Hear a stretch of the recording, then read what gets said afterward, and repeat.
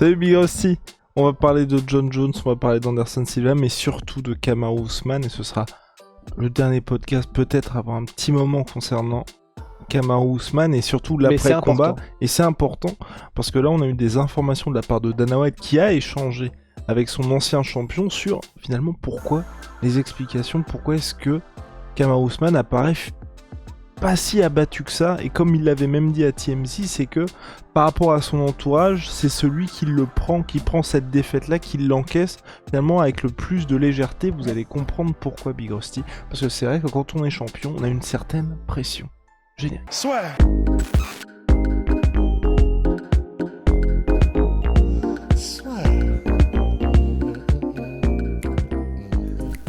Entre dans l'octogone avec Unibet.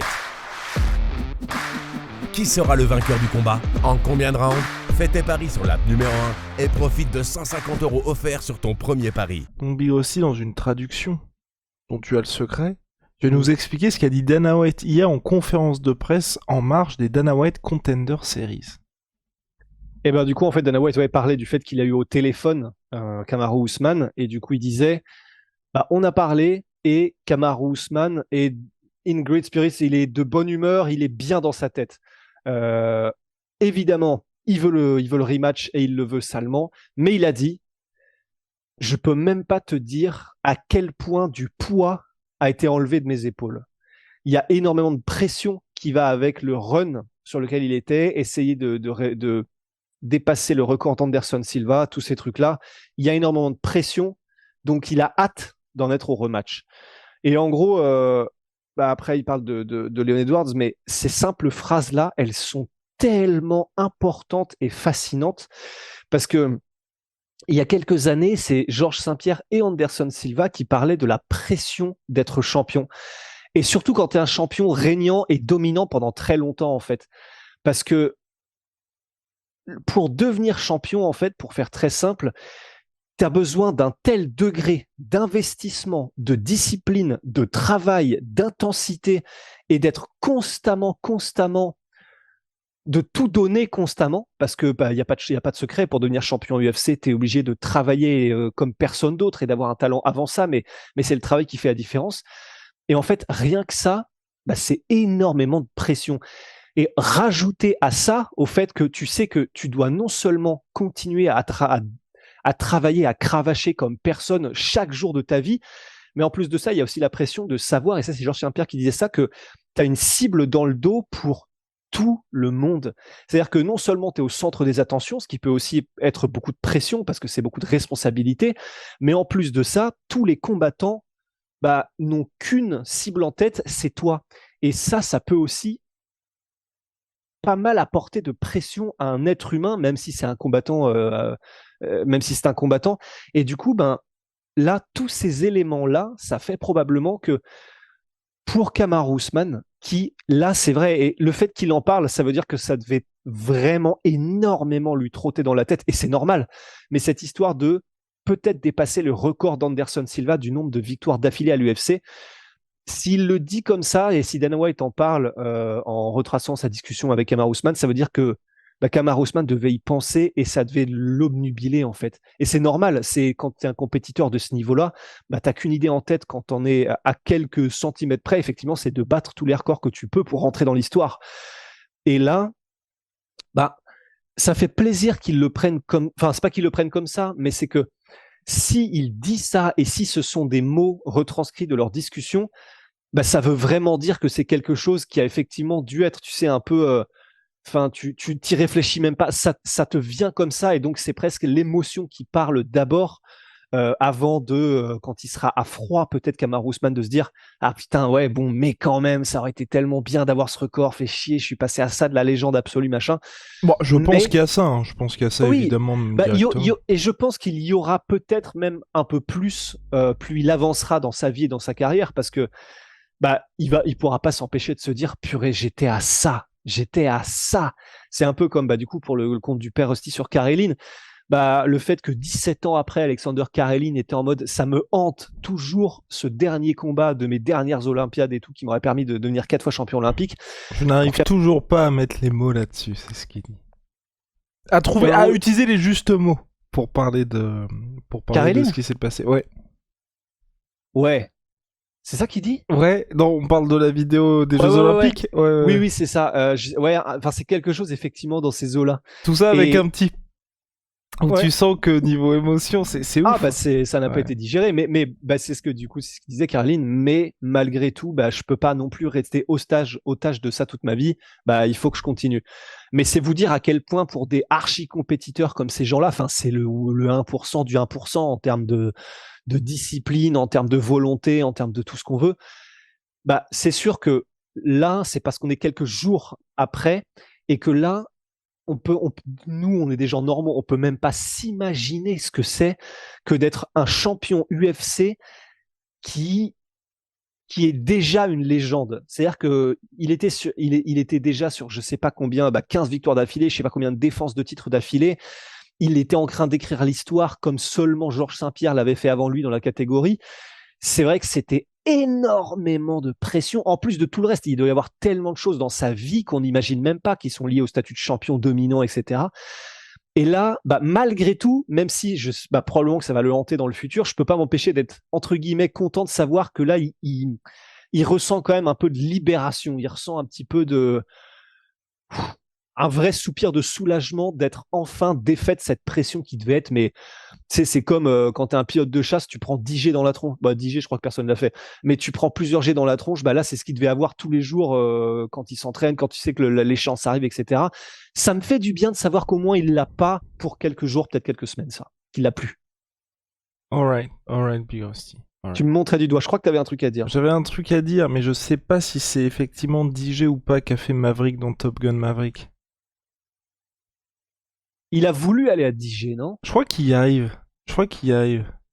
Mais c'est là où il explose son truc. Ah oui, c'est ça. Il arrive. Et il peut-être va à au-dessus. 10 G. Ah oui, il dit je vais juste pousser un petit peu plus. Ah, c'est ça. N'hésitez d'ailleurs, pas d'ailleurs à aller le voir. Parce que, Ouais, à aller le franchement, voir et non seulement parce que le film est extraordinaire, mais en plus de ça, si vous voulez aller voir un petit peu ce que ça peut causer chez des pilotes de chasse, le nombre de G, allez voir, vous tapez sur YouTube, ouais, je sais pas, test pilot G gravity pass out, enfin en gros s'évanouir à cause de la gravité du nombre de G. Et vous allez voir c'est comme quand tu prends un KO en fait, mais parce que c'est un KO, hein, presque quasiment littéralement. Mais voilà, la parenthèse est enfermée, mais c'est assez intéressant. Et en plus, tu as parfois des pilotes de chasse qui ont un peu le même réflexe, c'est-à-dire quand ils prennent trop cher et que du coup, il n'y a plus d'oxygène au cerveau, ils ont, tu sais, le fencing reflex comme ça, là, comme les combattants, comme genre Brendan Shaw contre Nogueira. Et donc voilà, c'est intéressant. Et puis il y a certaines réactions un petit peu plus cocasses qui, je me souviens, nous avaient pas mal fait rigoler. Dont un mec qui était dans une situation de déni total. Non, rien, tout va bien. Ouais, c'est vrai. Quoi, comment ça? Personne s'évanouit. Mais surtout qu'en plus, il y a le contexte, parce qu'à chaque fois, on voit que c'est des gens qui ont répété l'exercice, et il y avait un des gars, c'était en gros sa quatrième et dernière chance. Malheureusement pour lui, ça ne l'a pas fait, mais en tout cas, il nous a bien fait rire. Voilà, mais bon, il nous fait marrer, mais surtout, on serait incapable de faire ce qu'ils font, ça c'est une évidence. L'assurenceur. En plus, tu l'as fait? Ouais, je l'ai fait. Ah oui, non, mais pas moi, évidemment. Parce que moi, je suis même pas dans les 15%. Mais s'il y a bien quelqu'un ici qui fait partie du 1% des 1%, ça. Suivez mon doigt. Non. Pas sur ces trucs-là. Ah, mais bref. bref. Allez, bref, revenons à nos moutons. Revenons à nos moutons. Et du coup, moi, ça m'a fait. C'est un peu. C'est mix de sentiments parce que ça m'a fait plaisir de savoir. Enfin. Savoir que là, il est soulagé et qu'il va pouvoir donc profiter un peu plus de sa vie et de ses proches peut-être, etc. pendant les jours à venir, c'est cool. Parce que lui, il est champion depuis tellement longtemps, il a probablement des deals, des sponsors, il est probablement déjà multimillionnaire, s'il a bien géré son argent, c'est bon, tout est assuré pour sa famille, ses filles, etc. Donc ça, c'est très bien. Mais ça me fait plaisir, effectivement, de savoir qu'il est en train de vivre de manière plus relaxe et de profiter un peu plus peut-être là des semaines qui vont venir parce qu'il n'a plus cette pression, cette espèce de marteau pilon au-dessus de la tête constamment. Mais c'est vraiment intéressant. Enfin, ça m'a toujours fasciné. Ouais, tu vois ce côté de se dire que tu sais, tout le monde se dit ouais, être champion, comme ce que disait Shock Liddell, la raison pour laquelle on est addict complètement au fait d'être combattant, c'est parce que, comme disait Shock Liddell, you're the man. C'est-à-dire que en boîte de nuit, tout le monde dit oh, putain, c'est lui le champion de combat libre incroyable. T'es à l'UFC, les gens savent que c'est toi qui es le champion actuel, donc les gens assimilent ça. Ouais, le mec c'est le meilleur de la planète en bagarre, machin, même si que ceux qui connaissent pas le sport. Et Chuck Liddell disait t'es addict à cette sensation d'être le gars, c'est toi le gars, tu vois. Et du coup, il y a ça, mais le revers de la médaille, quand tu es champion ultra dominant et que tu as des volontés de t'établir dans la légende à jamais, c'est que c'est cette pression dont parlent les légendes comme Anderson Silva, Georges Saint-Pierre et Kamaru Usman. Et donc, voilà, c'était intéressant. C'était vraiment intéressant qu'ils disent ça. Complètement Big Rusty, je voulais ajouter que du côté de Leon Edwards comme de Kamaru Usman, et moi c'est ce que j'apprécie vraiment depuis le combat, c'est que les deux sont impeccables dans leur réaction. Ouais. Le nombre de gars qui deviennent champions, qui deviennent en mode « Ah, je vais peut-être lui accorder la revanche, mais faut qu'on se mette d'accord au niveau du salaire. » Ou qui vont vous sortir des noms absolument farfelus qui commencent déjà à faire chier.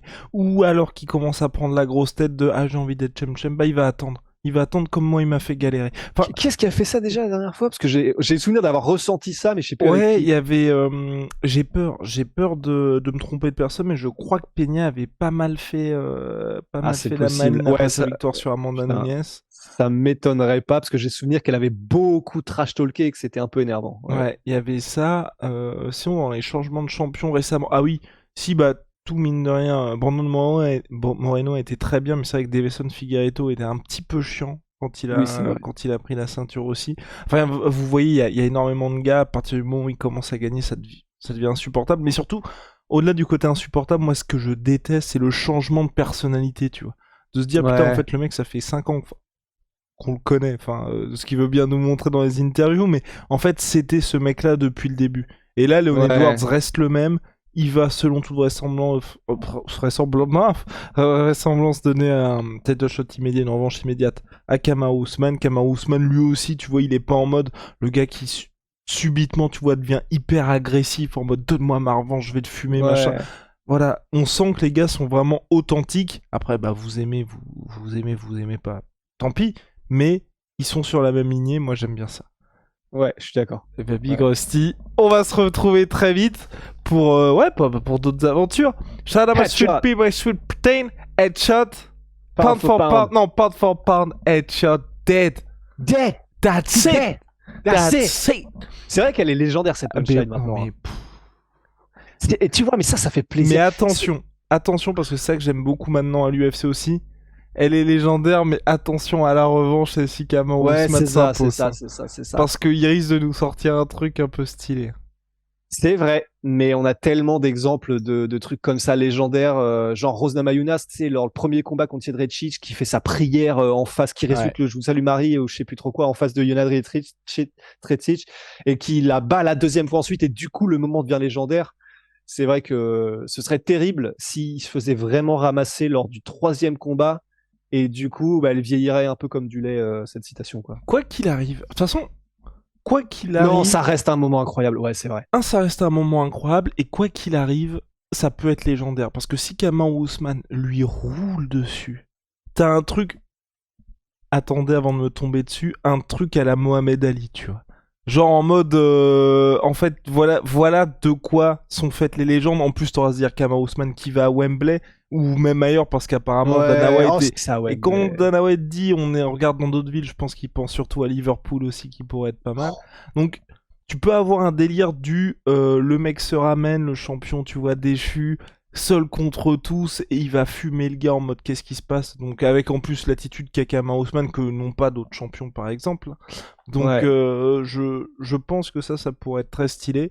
Si Leon Edwards confirme, là t'aurais vraiment une vraie passation et pour le coup je trouverais ça aussi stylé parce que il est attachant mine de rien Leon Edwards, même si je tiens quand même à vous le dire, tous ceux qui ont découvert Leon Edwards, là c'était son premier KO depuis une éternité, hein, donc ne vous habituez pas trop non plus. On va voir. Tu sais que ce soit pas comme le putain espèce de mème là avec le gars qui a un bateau, tu sais, do something.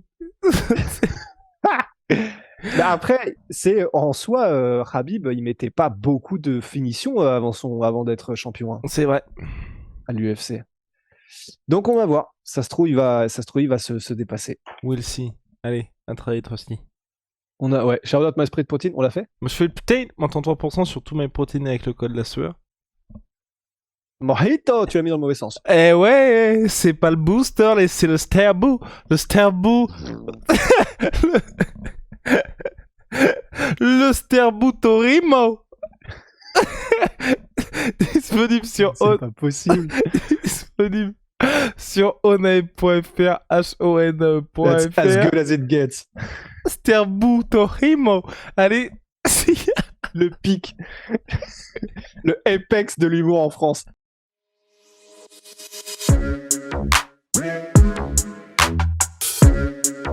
Yeah.